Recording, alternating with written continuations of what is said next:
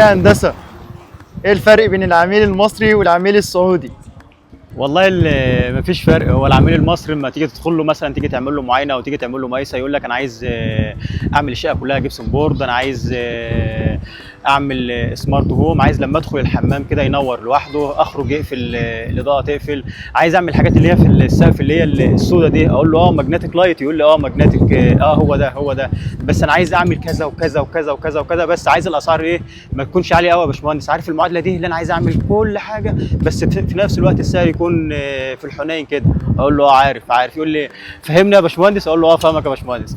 العميل السعودي بقى يدخل عليك يقول لك يا اخويا انا ابغى كل شيء، ابغى اسوي سمارت هوم، ابغى اسوي لوك سمارت، ابغى اسوي جبسون بورد، باب مصفح، وابغى الاساس اللي بتجيبوه لنا من دمياط.